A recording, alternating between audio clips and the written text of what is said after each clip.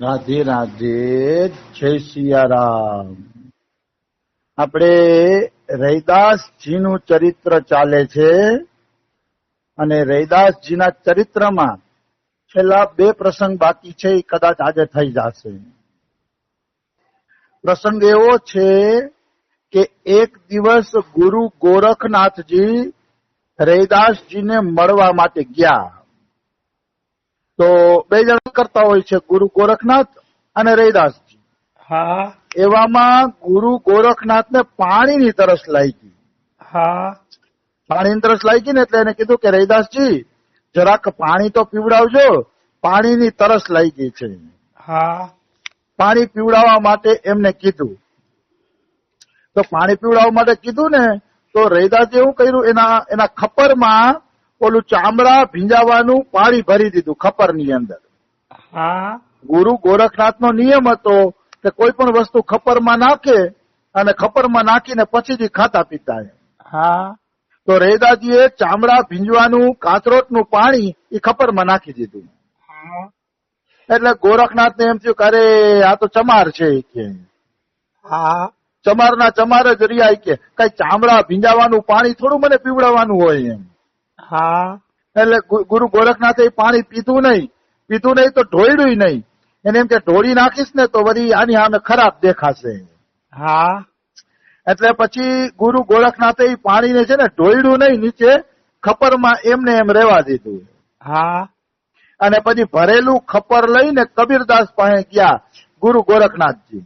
હા ગુરુ ગોરખનાથ કે કાશીમાં આવ્યો છું તો હવે કબીરદાસ નહીં દર્શન કરતો જ આવે. હા તો કબીરજી પાસે ગયા ને એટલે કબીરજીએ પૂછ્યું કેમ ગુરુ ગોરખનાથજી આ પાણીનું ખપર કેમ ભરી રાખ્યું છે? તો ગુરુ ગોરખનાથ કે અરે આ ખપરની હું વાત કરવી, આ રૈદાસ ચમારે પાણી ભરી દીધું છે, ચામડા ભીંજાવાનું. હા તો ઈ પાણી મેં પીધું નહીં કે આવી રીતે થોડી મહેમાન ગતિ કરવાની હોય, તો ચામડાનું પાણી ભરી દીધું મને. હા હવે કોઈ વ્યક્તિ જ સંતની મહિમાને સાચી રીતે જાણી શકે છે. બિલકુલ. બધા લોકો મહિમાને જાણી શકતા નથી. ગુરુ ગોરખનાથ મોટા જ્ઞાની હતા, સિદ્ધ મહાપુરુષ હતા, પણ રૈદાસજીની દિવ્ય ભક્તિને થોડીક જાણી ના શકાય. હા અથવા તો એમ કહી શકાય કે જાણતા તો ખરા પણ લીલા કરતા હતા જે હોય. હા પણ એ પાણી પીધું નહીં. અને કબીરની એક દીકરી હતી કમાલી. હા એ કમાલી રૈદાસજીની મહિમાને જાણતી હતી. એને ખબર હતી કે રૈદાસજી સિદ્ધ મહાપુરુષ છે. હા એને ખબર હતી એટલે એને કીધું કે ગોરખનાથજી તમારે એ પાણી ન પીવું હોય તો હું એ પાણી પી જાવી. હા તો કે હાલે ને દીકરી કે આ ચામડા ભીંજાવાનું પાણી મારે શું પીવાનું હોય, લે તારે પીવું હોય તો તું પી જાય કે. હા અને પછી રૈદાસજીની દીકરી રૈદાસજીનું પાણી કબીરજીની દીકરી કમાલીએ પી લીધું. હા કમાલીએ પીતા વેત જ કમાલીને દિવ્ય જ્ઞાન થઈ ગયું અને ચારે તરફ સીતારામના દર્શન થવા માંડ્યા. વાહ રે વાહ. એ પાણી પીતા વેત જ એને એવું દિવ્ય જ્ઞાન થઈ ગયું. હા પછી ગુરુ ગોરખનાથજી કબીર હારે સત્સંગ કરીને વયા ગયા.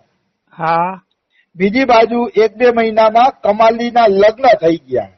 હા લગ્ન પછી કમાલી એના પતિની સાથે મુલતાન વહી ગઈ. મુલતાન પાકિસ્તાનમાં ક્યાંક હશે અત્યારે. હા હા ત્યાં જ છે. મુલતાન વહી ગઈ. તો મુલતાન વહી ગઈ ને તો 1 વર્ષ પછી 2 વર્ષ પછી ગુરુ ગોરખનાથ ભક્તિનો પ્રચાર કરતા કરતા મુલતાન ગયા છે. હા તો મુલતાન ગયા ને એટલે મુલતાનના લોકોને બધાને આંજી દીધા ગોરખનાથે પોતાની યોગ સિદ્ધિથી. હા મુલતાનના માણસો એમ કહે ને કે ગોરખનાથજી અમારા ઘરે પ્રસાદ લેવા પધારો. હા તો ગુરુ ગોરખનાથ એમ કે એવી રીતે પ્રસાદ લેવા ન આવું, જે મારું આ હાડકાનું ખપ્પર ભરી લેશે એના ઘરે હું પ્રસાદ લઈ શીખ્યું. હા બીજાના ઘરે પ્રસાદ ન લઉં.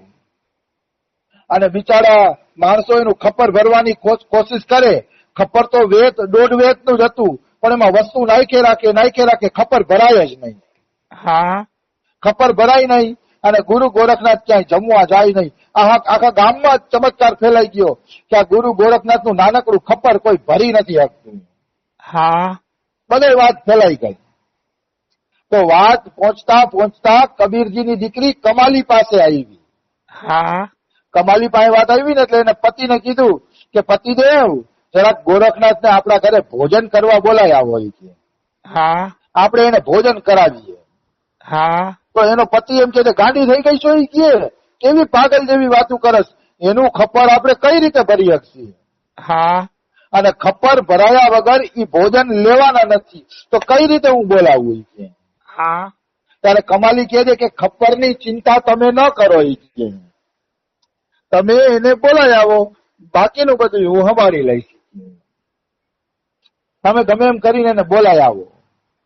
તો કે ઠીક છે તું કેસ તો હવે બોલાવી આવું. હા એટલે કમાલીનો પતિ ગુરુ ગોરખનાથને ઘરે ભોજન માટે નિમંત્રણ આપે છે અને ભોજન માટે લઈ આવે છે. હા ગુરુ ગોરખનાથ કહે છે મારી શરત યાદ છે ને, શરત ઈ છે કે આ ખપ્પર ભરાઈ જવું જોઈએ. હા તો કે હા મહારાજ તમારી શરત યાદ છે, તમે ચિંતા ના કરો એ કે. હા પછી ગુરુ ગોરખનાથ જમવા આવ્યા એટલે થાળી પીરસાણી. તો કે હજી કોળીઓ મોઢામાં ન લઉં, તમે મારું ખપ્પર નથી ભર્યું. હા ત્યારે ઓલી કમાલી આવે છે અને એક ચમચી ચોખા ઈ ખપ્પરમાં નાખે છે તો ખપ્પર છલોછલ ભરાઈ જાય છે. હા એક જ ચમચી ચોખાથી એને ઈ ખપ્પર ભરી દીધું. હા ગુરુ ગોરખનાથને આશ્ચર્ય થયું કે આવડી મોટી સિદ્ધ વ્યક્તિ તો કોઈક દિવ્ય હોવી જોઈએ, આ મારું ખપ્પર ભરી દીધું આને. એટલે કહે છે કે દીકરી કોણ છો તું? તો કે હું કબીરજીની દીકરી કમાલી છું. હા તો કે કમાલી આ કમાલ તે ક્યાંથી શીખ્યું એમ? હા મતલબ તારામાં આવું કમાલ ક્યાંથી આવી ગયું કે તે મારું ખપ્પર ભરી દીધું? કે બતાવ દીકરી બતાવ કે આવું કમાલ તે ક્યાંથી શીખ્યું? હા તો કે ગોરખનાથજી આ કમાલ ઓલા તમારા ખપ્પરનું પાણી છે, જે રૈદાસજીનું પાણી તમે નહોતું પીધું ને એ પાણી મેં પી લીધું ને એની આ શક્તિ છે. વાહ વાહ એ પાણીની શક્તિ છે. અને પછી ગોરખનાથને અફસોસ થયો કે હા મેં એ પાણી પી લીધું હોત તો મને ભગવાનના દર્શન થઈ જાતે. હા પછી તો ગુરુ ગોરખનાથ આકાશ માર્ગે ઉડીને કાશી આવ્યા. હા કાશી આવીને રૈદાસજીને કહે છે જરાક તમારું પાણી આપો ને, હા કાસરટનું પાણી આપો ને. ત્યારે રૈદાસજી શું કે છે, પ્યાતે થે તબ પિયા નહીં, जिन पिया पिया को जान लिया. હા મતલબ હું પીવડાવતો તો ત્યારે તમે પીધું નહીં, હા અને જેને પીધું ને એને પીયા એટલે ભગવાનને જાણી લીધો. હા प्याते थे तब पिया नहीं, जिन पिया पिया को जान लिया, भूला जोगी फरे दीवाना वह पानी मुल्तान गया. હા અરે જોગી હવે તું હું આટા ફેરા કરસ, ઈ પાણી તો તેથી દિવ્ય હતું અને ઈ પાણી તો કમાલીએ પી લીધું ને મુલતાન વયું ગયું. કમાલીના પેટમાં ઈ પાણી મુલતાન વયું ગયું. હવે તો આ કાથરોટનું પાણી છે, હવે આમાં કઈ ચમત્કાર નથી. હા ગોરખનાથ હાથ મસળતા રહી ગયા, કારણ કે એ તો ત્યારે દિવ્ય ભાવમાં રૈદાસજીએ પાણી આપ્યું હતું. કઈ રોજ રોજ એવા ચરણામૃત ન હોય એમ. હા એ તો જયારે ભક્તની અંદર ભાવ પ્રગટ થયો હોય, ભક્તની અંદર એક દિવ્ય જ્યોત પ્રગટ થઈ હોય ત્યારે એ પાણી મળે છે, એમ થોડું એ પાણી મળી જાય છે. હા આવી વસ્તુ છે. એટલે ત્યારે ભૂલ કરવી જોઈએ નહીં. સંતનો જેટલો લાભ મળે એટલો લેવો જોઈએ. હા હવે આપણે આગળ વધીએ. છેલ્લો પ્રસંગ છે કે રૈદાસજી ક્યારેય છે ને ગંગા સ્નાન કરવા જાતા નહીં. હા હાલાકી રૈદાસજી કાશીની અંદર જ રહેતા હતા, છતાં પણ ક્યારેય ગંગા સ્નાન કરવા જાતા નહીં. હા તો એક બ્રાહ્મણ રોજે રોજ ત્યાંથી ગંગા સ્નાન કરવા જાય, એટલે કે રૈદાસજી હાલો હાલો ગંગા સ્નાન કરવા. તો રૈદાસજી એમ બોલતા, મન સચ્ચા તો કથરોટ મેં ગંગા. હા મતલબ એનું એમ કહેવાનું હતું કે મન સાચું હોય તો કાથરોટના પાણીમાં જ ગંગાજી છે, ગંગાજી નાવા જવાની જરૂર નથી. બહુ દિવ્ય સૂત્ર આપ્યું રૈદાસજીએ, બહુ દિવ્ય સૂત્ર. આ બધા મનને સુધારવાની વાત છે. મન પવિત્ર બની ગયું, મન દિવ્ય બની ગયું તો કોઈ પણ પ્રકારની ચિંતાની વાત નથી. બિલકુલ. મન પવિત્ર બની ગયું તો ભજનની જરૂર નથી, મન પવિત્ર બની ગયું તો સાધનની જરૂર નથી. એ પવિત્ર મન જ તમને ભગવાનમાં પહોંચાડી દેશે. હા અને ભગવાનનો વાસ પણ નિર્મળ મનવાળાની અંદર જ છે. જેનું મન નિર્મળ છે એના જ હૃદયમાં ભગવાન રહે છે. નિર્મળ મન વગર ભગવાન હૃદયની અંદર આવતા નથી. હા આવી વસ્તુ છે. તો કોઈ દી રવિદાસજી ગંગા સ્નાન કરવા જાય નહીં. તો એક દિવસ કોઈ મોટો ઉત્સવ હતો ને, એટલે ઓલા બ્રાહ્મણે કીધું કે રવિદાસજી આજ તો મોટો ઉત્સવ છે, આજ તો હાલો ગંગા નાવા. તો રવિદાસજી કે ગંગા નાવા તો નથી આવું, પણ મારા 2 ફૂલ અને 2 કેળા ગંગા માતાને આપી દેજો. હા અને ગંગા માતાજી ભેટ આપે ને મારા માટે લેતા આવજો. તો બ્રાહ્મણ હસવા માંડ્યો કે હું હવે રોજ નાવા જાઉં છું, મને કોઈથી ગંગા માતાએ ભેટ ન આપીને આને કેમ ભેટ આપશે. હા છતાં પણ બ્રાહ્મણે કેળા લઈ લીધા. ગંગાજી પાસે જઈને કીધું કે લ્યો ગંગાજી આ કેળા અને રવિદાસજીને ભેટ આપો. તો પાણીમાંથી હાથ નીકળો હા અને એ હાથ કેળા લઈ ગયા અને પાછો હાથ આવ્યો ને તો એક સોનાની બંગડી હતી. હા એ સોનાની બંગડી બ્રાહ્મણને આપી. તો બ્રાહ્મણને લાલચ થઈ ગઈ કે આ બંગડી હું ચોરી લઉં. હા એટલે એને શું કર્યું, એ ચોરવા માટે સીધો પોતાના ઘર બાજુ વયો ગયો.